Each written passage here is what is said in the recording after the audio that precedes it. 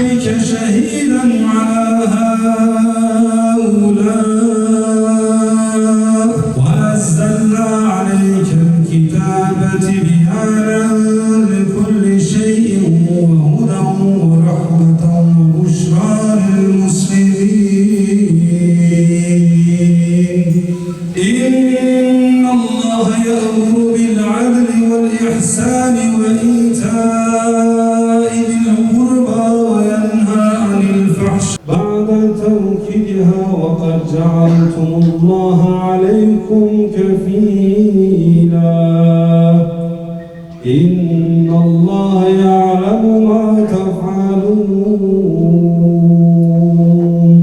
آمنت بالله صدق الله العظيم الفاتحة Bismillahirrahmanirrahim.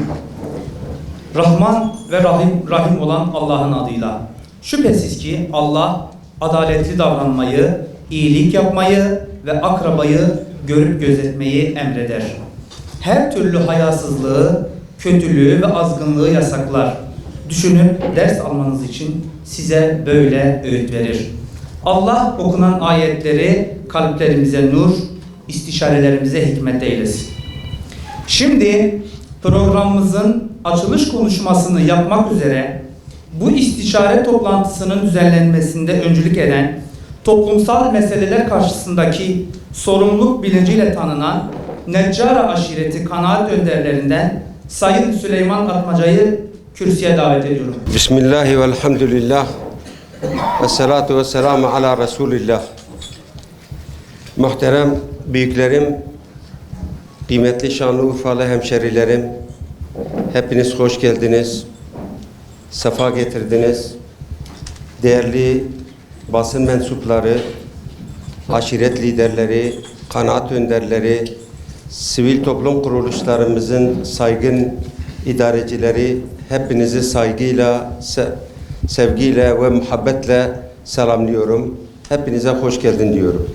Rabbim bu programımızı hayırlara vesile kılsın inşallah. Muhterem misafirler, Peygamberler şehri Şanlıurfa'mızın sosyal, ahlaki ve ekonomik meselelerini siyaset üstü bir anlayış ve ortak akıl ile istişare etmek üzere sizleri bir araya getirmekten onur duyuyoruz. Ele aldığımız bu gündem konularımız ile ilgili uzun soluklu bir çalışma yaptık. Yaklaşık 3-4 aydır birçoğunuzla yüz yüze görüşmeler yaptık ve bugün bir araya gelmeyi Yüce Rabbimiz bize nasip etti, muvaffak olduk. Bundan sonrası iş hepimize düşüyor. Bu sorunların çözümü için ne gerekiyorsa yapmalı. Memleketimiz ve geleceğimiz olan neslimiz için hep beraber elimizi taşın altına koymalıyız. Kıymetli kardeşlerim, gündemimize aldığımız her bir konu için rapor hazırlamışız.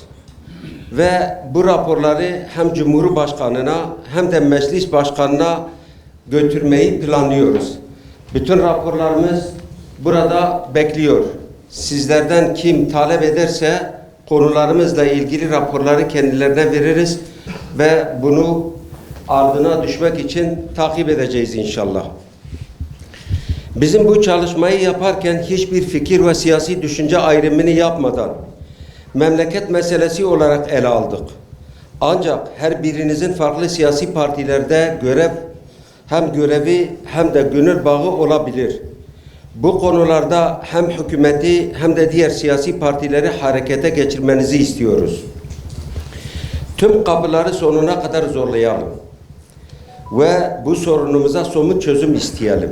Zaten burada bir araya gelmemiz bile yetkililer için çok önemli bir mesaj verilmiş oluyorsunuz.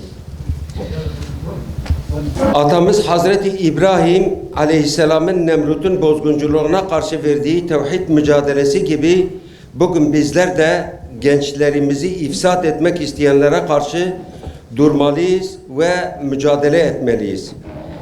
Televizyon dizileri, sosyal medya, uyuşturucu ve sanal kumar ile gençlerimizi ve aile yapımızı bozmak isteyen ve toplumumuzun yapısını işgal eden projelere karşı durmalı ve ortak bir tavır ile sinsi projeleri bertaraf etmeliyiz.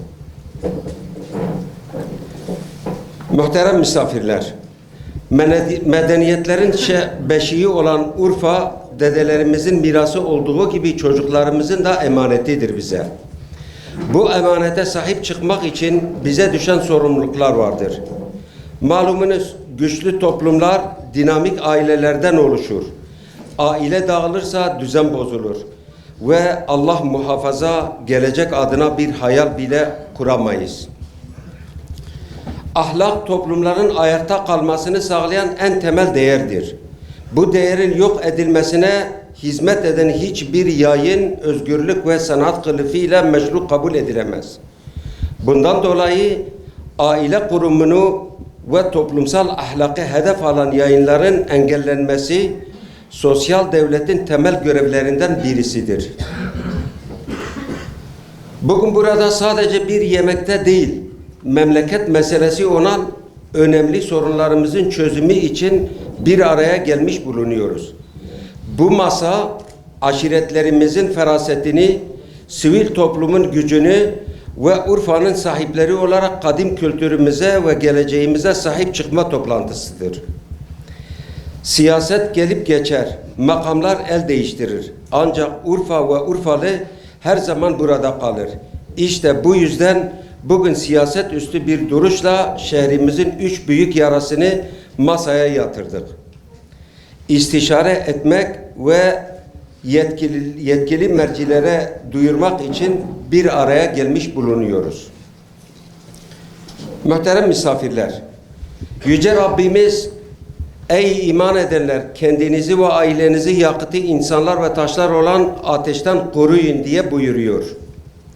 Bu ilahi uyarının birinci muhatabı biz büyükleriz. Bundan dolayı en büyük sorumluluk bize düşüyor.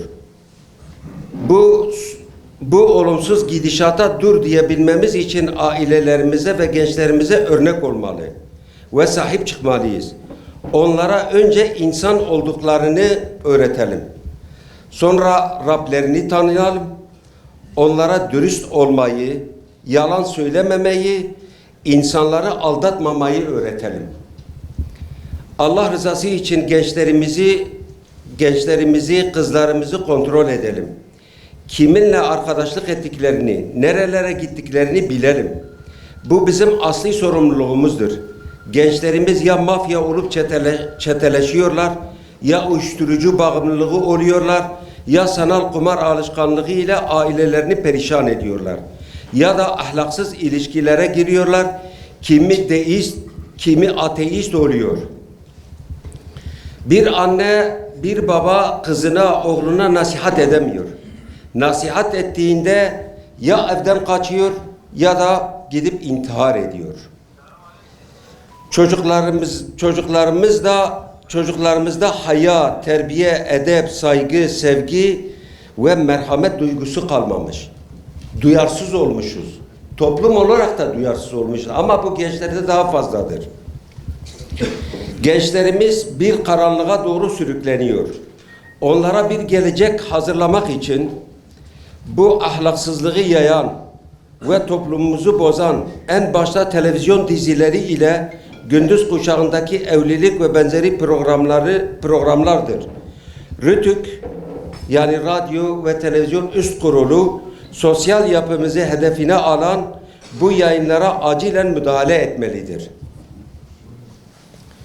Muhterem misafirler, mahremiyetimiz çarşaf çarşaf ekranlarda sergileniyor. Reyting adına toplumumuz kurban ediliyor. Her dizide mutlaka bir iki aldatma hikayesi vardır. Kişinin kaynanasıyla ilişkisi, kayınbabanın geliniyle ilişkisini, kadının kocasını aldatmasını, kocanın karısını aldatmasını normalmiş gibi ekranlarda bize gösteriyorlar. Ve bunu bize dayatıyorlar. Bunlar ne yapmaya çalışıyorlar? Ve kimin adına hareket ediyorlar? Bizim inancımız o ki bunların kökü dışarıda ve dışarıdan aldıkları fonlarla bu toplumumuzu bu şekilde yozlaştırıyorlar. Baba çocuğuna nasihat etse görgüsü sert ve anlayışsız oluyor. Çocuk serkeşlik etse, babasına annesine karşı gelse haklı ve özgürlükçü gösteriliyor. Kötüler hep haklı, iyilik yapan ve iyiler hep saf ve aptal olarak gösteriliyor. Dizilerle bize bunu empoze etmeye çalışıyorlar. Sevgili Peygamberimiz sallallahu aleyhi ve sellem haksızlığa karşı susan dilsiz şeytandır diye buyuruyor. Hayır. Bu gayri ahlaki yayınları yapanlara karşı susmamalıyız.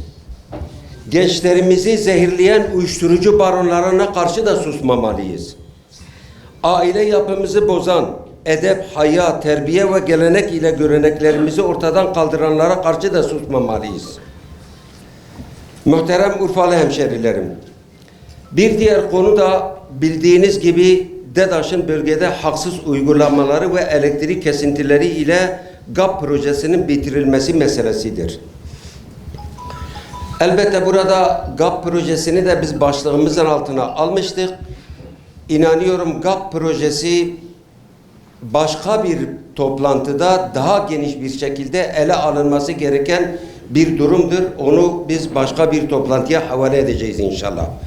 Urfa'nın ve bölgenin önemli sorunu olan bu iki mesele herkesin gündemindedir. Ama bir türlü çözülmüyor. Barajların gölgesinde susuz, yüksek gerilim hatların altında da elektriksiz kalmak Urfalı çiftçilerimizin kaderi olmamalıdır. Biz bu sorunu bu mütevazi organizasyonla siz değerli kanaat önderlerin gündeminize sunmak istedik. Her biriniz çaba ve girişimleriyle çözümüne katkı sunacağına inanıyoruz. Bize göre TEDAŞ gibi bir kurumun özelleştirilmesi yanlış olmuştur. Haydi özelleştirildi. Bunun denetimini devlet yapmalıydı. 10 yıllık yapılan TEDAŞ'ın sözleşmesinde bütün 10 yıl içerisinde bütün hatların ve TEDAŞ'ın altyapısının revize edileceği söylenildiği halde bu yapılmadığı için sürekli elektrik kesintisini yaşıyoruz. Dolayısıyla GAP projesinin yarım kalan kısmının bir an önce bitirilmelidir. Su almayan ilçelerimiz bir an önce hak ettikleri suya kavuşmalıdır. Bir diğer konu ise çiftçilerimizin eşit miktarda ücret ödemesi ile tarım yapmasını istiyoruz. Tarım üreticisinin girdi maliyetini üretilen ürünü karşılamıyorsa burada bir sorun var demektir. Ülke tarımı biterse ülke de biter mantığı ile hareket edilmelidir. Hepinizi saygı ve muhabbetle selamlıyorum. Allah hepinizden razı olsun. Esselamu Aleyküm ve Rahmetullahi ve Berekatuhu. Sayın Süleyman Atmaca'ya teşekkür ediyoruz. Konuşmalarının hayırlara vesile. Bizin ruhi için tüm enbiya, evliya, şüheda,